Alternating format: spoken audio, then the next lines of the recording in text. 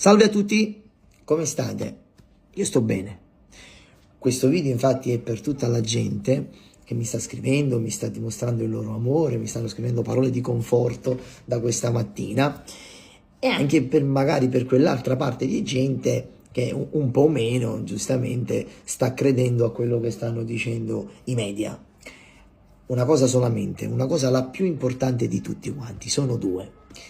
Innanzitutto quello che stanno dicendo sui media non è quello che c'è scritto sulle carte, quindi quello che c'è sui media non corrisponde a quello che c'è scritto sulle carte, ma per questo c'è la magistratura che ci penserà insieme ai miei legali. E mi fermo qui. Per dire queste parole vuol dire che io leggo le carte prima di esprimermi. Un'altra cosa più importante, qual è?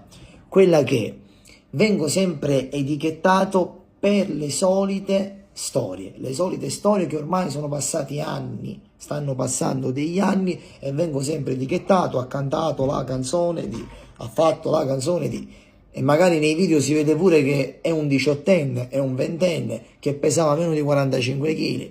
Dico, perché farmi sempre questa etichetta? Perché non mostrare negli ultimi 4 anni le tante canzoni belle che io faccio d'amore? Nella mia carriera, se così si può chiamare, perdonatemi se mi prendo la responsabilità di dire la mia piccola carriera, ho cantato tantissime canzoni d'amore, ho cantato nelle mie 240 canzoni, l'ho detto tante volte, sono pure, lo so, sono magari molto ripetitivo, ci sono 238 d'amore e 2-3 brani che ho raccontato problemi sociali. Lo fanno tutti gli altri, non succede niente, lo faccio io e sono condannato già da anni sempre per la solita cosa. Ma la verità è una, quello che pubblico sui social giornalmente: un ragazzo che macina, si mette in macchina e macina chilometri, cerca di mostrare il suo personaggio, cerca di regalare emozioni, cerca di guadagnarsi il pane. Tutto qui, non vedo cosa ho fatto, cosa faccio di sbagliato, ok? Poi per il resto ci sarà la magistratura a decidere, e soprattutto mi affido nelle mani della magistratura e ho fiducia ai miei legali.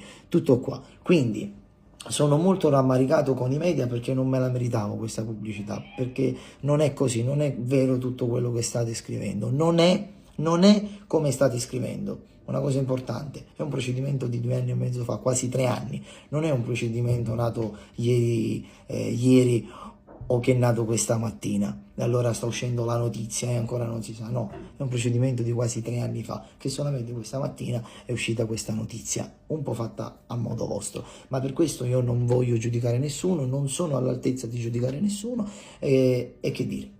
Io sono qui, voglio solamente rassicurare i miei fans che sono pronto a lavorare per voi, sono pronto a continuare a cantare per voi e scrivere per voi, e io, avendo voi, c'ho tutto. Grazie, vi amo, un bacio forte forte, e che dire. Ciao a tutti.